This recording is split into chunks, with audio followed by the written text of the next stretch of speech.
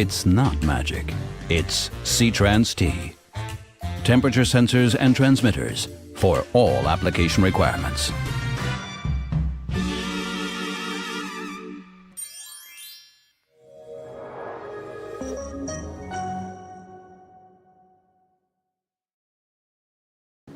Merci bien.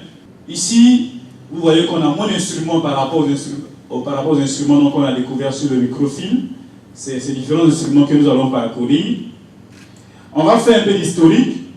Ce monsieur, il s'agit de Sir William Siemens. C'est lui qui a construit le capteur de température à résistance de platine.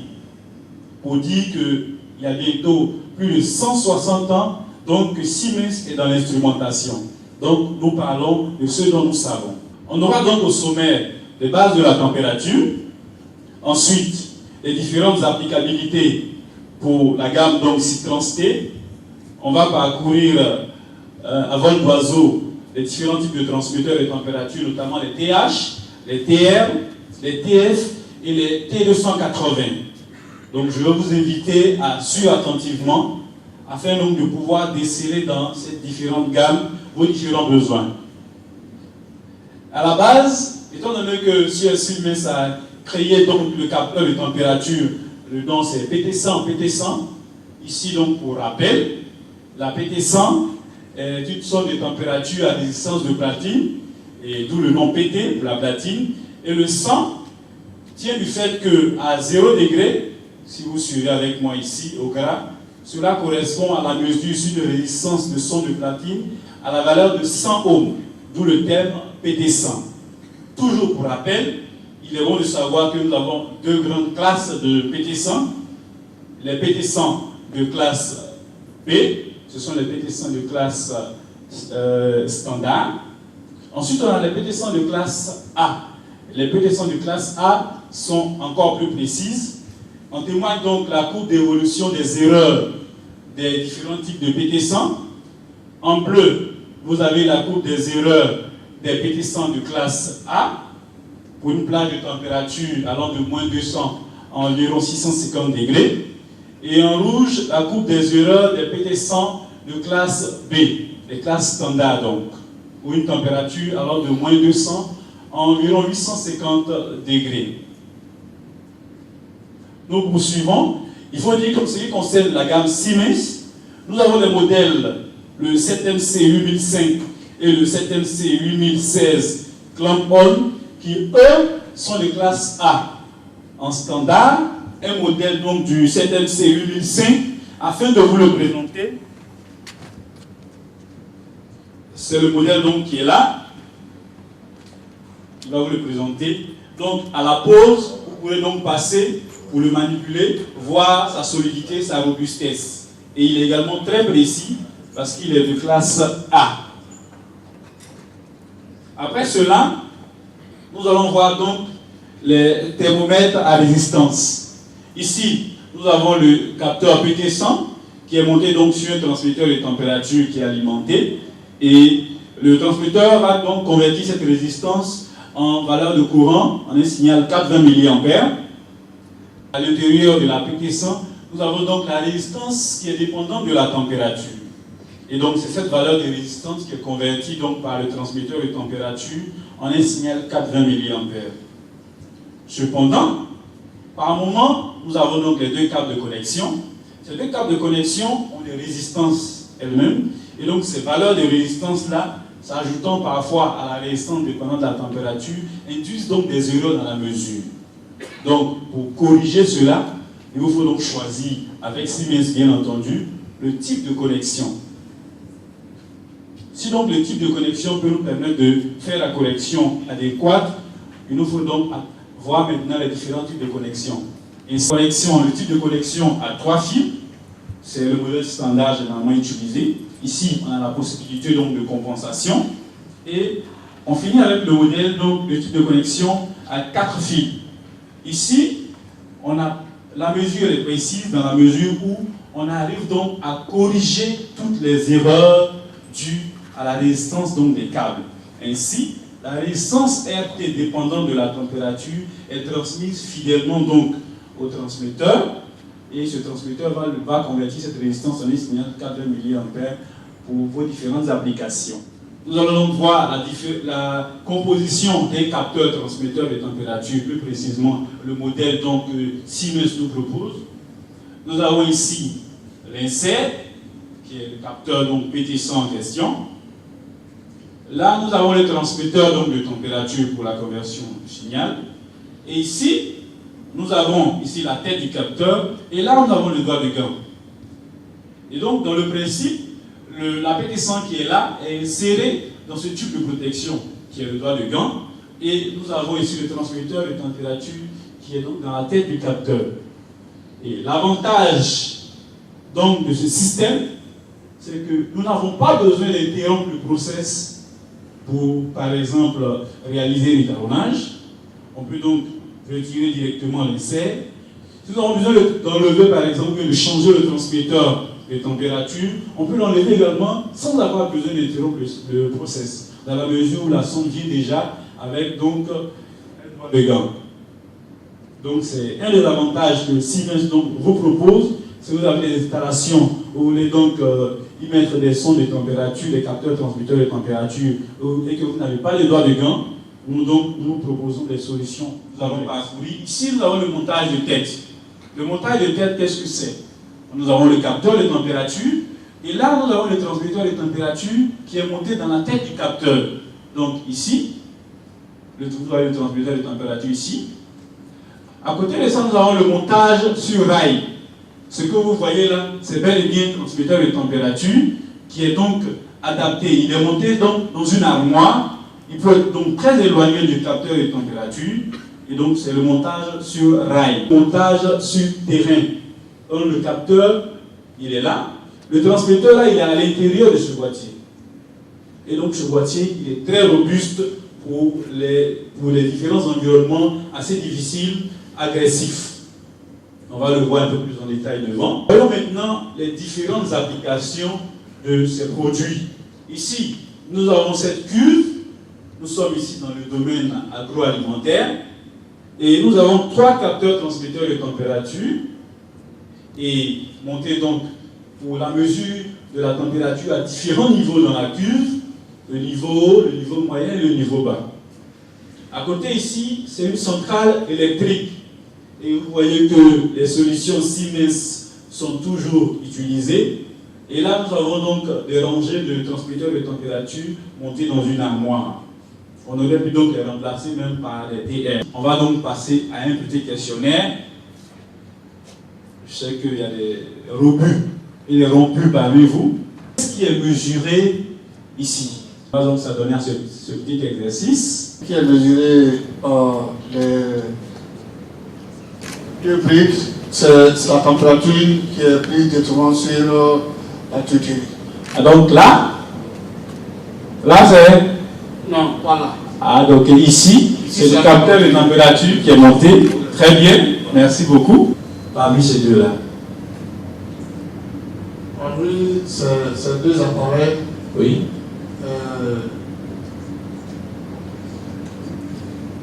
Celui qui est de l'autre côté. Celui-là? Non, pas celui-là. Celui-là? Oui. Ok, très bien. Nous avons ici donc le transmetteur de température. Vous voyez que le câble noir il vient jusque-là. C'est M. Louis Brijac, monsieur de Lyon GPL. Petro-aussi. Merci, monsieur. Un bon pour lui. Encouragez-le. Merci beaucoup, monsieur. Nous avons une autre application. Donc, nous sommes donc dans un domaine, un environnement très glacial. Nous avons le capteur de température donc, qui est monté là. Et nous avons le transmetteur ici. Et il mesure, mais il mesure très bien. Pour vous dire donc combien est robuste donc ces produits Siemens. Ici, une autre question. Qui est-ce qui peut me montrer ici le transmetteur de température ici, rapidement? Et là, nous avons donc un transmetteur de pression. Voilà, c'est ce transmetteur-là qui est là. Pour que les produits Siemens soient adaptés donc à l'agroalimentaire. Ici, longtemps, il y avait une problématique qui n'avait pu être levée, mesurer la température à l'intérieur de cette tuyauterie. Comment vous allez vous y prendre? C'était déjà difficile, mais rassurez-vous, Siemens a trouvé la solution. Nous avons donc le type de mesure de température, le modèle Clampon, qui nous permet de mesurer la température sans avoir accès au produit. De ce modèle Clampon, ici, il est pratique pour les faibles et les moyennes tuyauteries. Donc, ce sont les différentes applications qui sont là. Après donc le modèle Clampon, nous allons voir les différents types de transmetteurs, notamment le TH et le TR.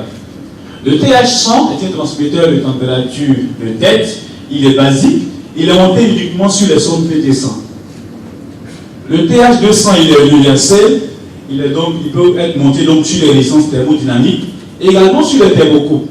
Le TH300, lui donc, il est ATS. Il est également, on peut le monter sur donc, des résistances thermodynamiques, des thermocoupes, mais lui a une fonction diagnostique. Le TH300 a une fonction diagnostique, tout comme le TH400. Mais en plus des autres, le TH400 a un protocole de communication, et l'avantage de ce montage, c'est qu'il est facile d'accès. Ensuite, pour la maintenance, la maintenabilité, elle est facile à réaliser. Et au niveau de l'étalonnage, ce qui est mon domaine, ici nous avons le compact. Le compact ici, nous avons donc l'avantage de celui-là, c'est que on va manipuler moins de câbles par rapport à ici. C'est juste donc 2 fils. Ensuite, lorsque vous avez des environnements qui sont restreints, et le compact également, il est adéquat pour les environnements où il y a de la vibration. Une innovation vraiment surprenante de Siemens, c'est que nous avons la possibilité, en ce qui concerne le TH200 et le TH300, d'avoir des LED de diagnostic sur le transmetteur de température. Ainsi donc, si la LED s'allume, elle est verte, cela signifie que votre équipement fonctionne correctement. Si la LED clignote rouge, cela signifie qu'il y a un problème au niveau de la mesure. Il faudra donc vérifier les câbles de connexion. Et si la LED est rouge, cela signifie qu'il y a un problème au niveau de l'électronique de votre instrument. Donc, c'est vraiment une innovation avec Siemens. Toujours donc dans les innovations, on a le terminal test. Nous avons le terminal test. Le terminal test, avant donc pour la mesure du courant sur les transmetteurs de température, nous étions obligés de débrancher un câble, se brancher en série avec un multimètre et faire la mesure. Ici, avec Siemens, on n'en a plus besoin, dans la mesure donc où nous pouvons nous brancher juste là et là, sur ces 2 points, et faire donc la mesure du courant sans avoir besoin de débrancher donc un câble. 20 mA. Le TH300 il est ATS et le TH400 donc pour les protocoles de communication Profibus PAFI plus Foundation. Ici nous voyons maintenant le marché en ce qui concerne le TR. Le TR c'est le montage sur rail. Pour l'industrie énergétique, les travaux de rénovation et les nouveaux projets, le TR est utilisé à 80%. Il est utilisé à 5% dans l'industrie chimique et à 15% dans les autres types d'industries. Il faut savoir que le TR a les mêmes TR100, le TR200, le TR300 et le TR400, avec toujours la possibilité, la LED de diagnostic ici, et là, la possibilité donc pour le test avec la mesure du courant 420 mA, sans avoir donc besoin de débrancher un câble. Voyons maintenant le TF, qui est le montage donc sur le terrain. Nous avons ce boîtier, mais à l'intérieur de ce boîtier, on va y inclure le transmetteur de température qu'on souhaite en fonction du besoin donc de l'entreprise. Ainsi donc, si vous avez besoin d'avoir donc un 420 mA, vous allez donc inclure à l'intérieur de ce boîtier le TH300. Si vous avez besoin d'un protocole de communication Profibus PAFI plus Foundation, c'est le TH400 que vous allez inclure à l'intérieur de ce boîtier. L'afficheur est bien mentionné bar. C'est mis bar parce que le TF est utilisé également pour la mesure pour la pression. Voilà. Donc il peut être également un afficheur pour la mesure de pression. Le signal est donc envoyé au niveau du routeur ici qui est relié par un câble à l'automate. Et on peut donc avoir les valeurs de température sur ces différents écrans de supervision, les différents écrans de contrôle ici. Et donc c'est par radiofréquence qu'il communique. Et son avantage c'est qu'il est autonome. Donc, au niveau de l'alimentation, il y a une pile, une batterie interne qui est très résistante. Et l'avantage d'utiliser le TH280, si vous avez des environnements où le passage de câble est pratiquement impossible, vous pouvez donc utiliser ce modèle donc le TF280. Ici, on voit donc quelques fonctionnalités en ce qui concerne donc les différents menus. Ici, vous avez donc au niveau du dessus du TF. Le dessus du TF, étant donné que c'est dans la gamme Siemens, c'est le même dessus donc ici, 280 ici. En ce qui concerne donc le rétroéclairage, on peut avoir un rétroéclairage ou bien mettre l'affichage sans rétroéclairage. Nous avons donc au niveau de l'affichage la possibilité donc de voir l'état de la batterie. Nous avons donc ces fonctions, vous pourrez les voir plus près. Ici, nous avons les différents types de montage. On peut donc, en fonction donc du signal, l'écran, c'est un écran pivotant de 90 à 180 degrés. Vous voyez là, Siemens c'est de ce côté, on l'a fait pivoter de ce côté afin de faciliter la lecture. Toujours ça, c'est les avantages du TF280. Ici donc vous avez la pile avec donc un kit de maintenance. Ici vous avez l'antenne, les différents types de positions. Et là donc vous avez le kit avec sémantique PDL pour la programmation. Nous revenons sur le clampon que nous avions vu tantôt pour la mesure de température sans donc avoir accès au produit. Une innovation pour Siemens. Nous avons voulu faire une comparaison. Comparaison, cette n'est pas raison, mais il est bon de savoir. Si nous utilisons un capteur conventionnel par rapport à un capteur, un capteur clampon avec Siemens, ici vous voyez que le capteur est posé sur la tuyauterie et donc il n'est pas en contact avec le produit. Donc ce modèle il est idéal pour l'agroalimentaire. Contrairement à ce modèle qui est directement en contact avec le produit, il est facile donc à installer et à retirer pour un éventuel donc étalonnage. Ici, si vous avez donc ce modèle, vous êtes obligé d'abord de faire une soudure, de mettre le produit, le capteur à l'intérieur du produit. Donc déjà, vous voyez les différents avantages au niveau donc du clampon. Il est surtout adéquat pour les diamètres allant de 4 à 57 mm. Ici, c'est le récapitulatif, mais surtout ici, ce que nous voulons vous montrer, c'est le capteur. En fait, la mesure est faite par serrage. Le capteur qui est là, c'est un capteur PT100, c'est votre tuyauterie qui est là, et le capteur, on visse à partir d'ici, avec le ressort, le capteur est vissé sur votre tuyauterie, et le produit blanc à l'intérieur qui est là, il évite donc la dispersion de la température pour permettre une mesure donc, qui est très précise. Ici, nous venons ici, c'est le menu avec les différents types de clampons. Et là, nous avons les différents types de transmetteurs. Voilà, c'est une gamme, la gamme elle est encore plus grande en fonction de vos différents besoins. Nous allons venir, si vous avez compris mon entretien, je vais donc vous poser quelques questions. Dans un premier temps, quel est le rôle du TH100? Un transmetteur de température. Oui, son rôle. Fana, oui. Le TH100 a pour rôle il transmet la température à 80 milli. Il transmet la température à 30 milli. D'accord, très bien, merci bien, M. Fofana. Le TH200, le TH300, le TR200 et le TR300. Quel est le point commun? C'est Mme Djebi. Oui. Il possède des LED. Il possède des LED dans le site. Très bien. M. Camara Moro. Oui. En plus, il possède des LED. Oui. On peut effectuer des mesures avec Electrix. Oui, ils ont un terminal test qui nous permet donc de faire la mesure du courant sans avoir besoin de faire de brancher un câble. Merci bien. Monsieur Yoblé, Oui. c'est égaux pour l'âme. Oui. La différence entre un TR et un TH, c'est que le TR, il peut se monter à distance dans une armoire, pendant que le TH se monte sur le terrain. Merci beaucoup. Vous dites que le TH se monte Le TH se monte sur le terrain.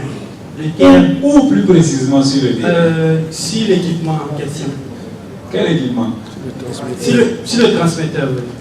Sur le transmetteur. Mais le TH même c'est le transmetteur. D'accord, il est monté dans la tête donc, du capteur de température. Merci beaucoup. Monsieur Ouattara, dans le municipal, il en a plein dans la tête. Ok, tout à l'heure, l'exposant nous a parlé des appareils, mais il ne nous a pas dit sur le côté des sécurités. ATEX, l'indice de protection, bon, nous travaillons dans une zone de gaz, donc on a besoin des informations de sécurité par rapport à cet appareil. Dépendant dans quel secteur les instruments sont appliqués, le terme ATEX, la protection antidéflagrante, ou bien le terme de la sécurité intrinsèque dans le process, hein, pas seulement la ATEX, mais également est-ce qu'on est sûr de la mesure que l'instrument se fait. Hein. Dans un cas, on a toute la homologation ATEX, XD, EXI, EXAM, hein, donc les différentes thématiques de protection qui sont disponibles naturellement sur cet équipement. Mais on a également donc, toute la certification, ce qu'on appelle SIL, hein, donc le Safety Integrated Level, hein, donc, qui est une certification qui garantit hein, l'utilisation de l'instrument en question, que la mesure est contrôlée en l'interne et donc ce qui sort de cet instrument qu'on peut absolument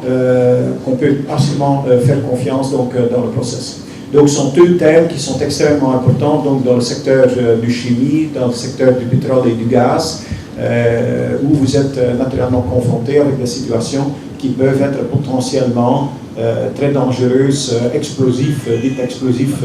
Donc, tous les instruments que nous touchons, pas seulement la température, mais aussi bien la pression, l'anémométrie, la dibimétrie, est prévu avec des exécutions qui sont aptes à répondre à cette question.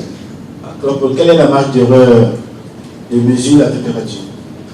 La précision donc, du clampon, c'est à l'ordre de 0,1 degré à 0,5 degré, dépendant hein, donc de la dimension de la tuyauterie sur laquelle on est en train de mesurer, et dépendant donc du page de mesure dans laquelle on travaille.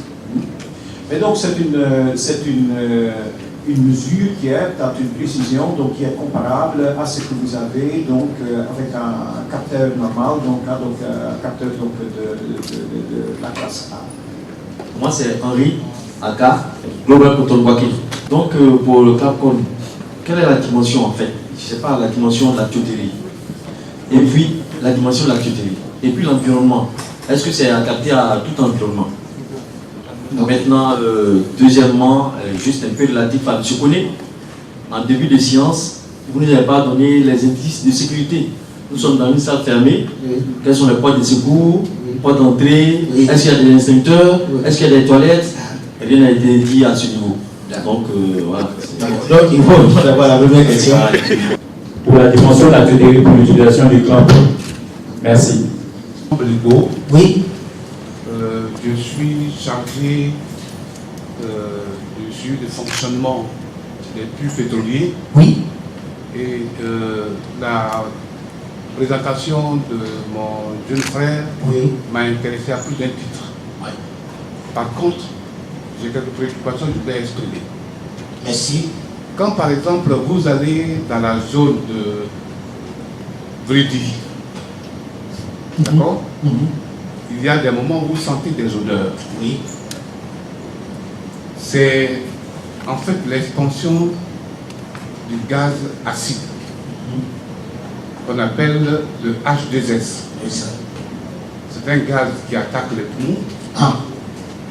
Et il est bon que dans l'équipement de mesure, quand il parle de gaz et électricité, quelles sont les capacités de ces capteurs-là pour mesurer ces gaz, leur présence, leur intensité, et puis à partir de ce mois-là, faire un reporting pour prévenir l'environnement, pour prévenir nos autorités qui s'occupent de l'environnement. Ça, c'est ma première préoccupation. Deuxième préoccupation, c'est est-ce que ces capteurs-là permettent un lien avec un système qui permet d'enregistrer et de tracer ces données, de les conserver, de les retrouver. Donc au niveau du soft. C'est ce que je demande généralement en fait à mes ingénieurs et à mes agents. Je voulais dire que le système de mesure aujourd'hui, c'est un acte à la fois qui permet à nos autorités de parler à des opérateurs. C'est ça. Pour dire ce que vous avez déclaré comme quantité de pétrole que vous voulez m'acheter, cette quantité-là, elle n'est pas exacte ce que vous m'avez déclaré. C'est ça. Il appartient à nos jeunes de faire en sorte que nos pays puissent avoir les moyens de comparer ce qu'on leur dit et ce qui est. D'accord. Il ne s'agit pas de dire on a découvert du pétrole, mais il s'agit de savoir quelle est la quantité de pétrole qu'on a découverte, qu'on produit tous les jours, et qui sont inscrits dans un document qu'on appelle le daily report. J'espère bien que nos jeunes là vont maîtriser ce genre d'outils. D'accord. Donc ma question, je la reprends. Par rapport au gaz. D'accord. Le traçage des données, la conservation des données, et l'outil de formation au niveau de la maintenance, c'est bien. Nos jeunes s'y mettent, mais c'est ça. Ma question que je voulais poser, c'est celle-là. Question, monsieur, et c'est une question très intéressante, mais c'est une réponse qui est difficile à s'exprimer en disant quelques minutes. Tout d'abord, c'est une question qui sort un peu donc du domaine de la mesure de température. C'est plutôt, on entre dans le domaine en fait analytique. Hein. C'est une question, c'est de déterminer la concentration d'H2S que vous avez environnementalement et comme l'H2S est effectivement un composant qui est nocif, hein, donc dangereux également, d'où la mesure, la protection, la détection des limites acceptées est importante. Hein. Et pour ce but-là, il y a effectivement des solutions, soit avec des détecteurs qui vont donner une indication de la mesure, ou bien, et ce qui est fait de plus en plus, c'est effectivement mesurer effectivement la valeur qui est là. Hein, parce qu'un détecteur a le désavantage qu'il y a des dérives, l'H2S et l'environnement est relativement nuisif pour l'élément détectant même. Hein, et vous risquez donc de vous retrouver après un certain temps que le détecteur en question ne fonctionne plus. Hein. Là, on a actuellement des solutions d'analyseurs industriels qui vont mesurer en continu et qui vont vous donner une information en plus, c'est-à-dire ils vont mesurer de 0 ppm à les quelques centaines de ppm, dites même, hein, ça peut être même plus importante. Et cette mesure a un grand avantage, c'est que vous allez observer l'évolution de la concentration. Parce que l'H2S ne vient pas d'un moment à l'autre, mais c'est une évolution. Hein. Vous avez une accumulation donc, de cette concentration. Et là, c'est intéressant de voir, voilà, donc j'ai une concentration d'H2S qui est en train de monter, et que vous avez la possibilité avec un analyseur de prendre des actions préventives, hein, au lieu de se retrouver avec un détecteur qui va vous dire à un certain moment, voilà, j'ai une concentration qui dépasse les limites, les seuils de limite. Hein, donc,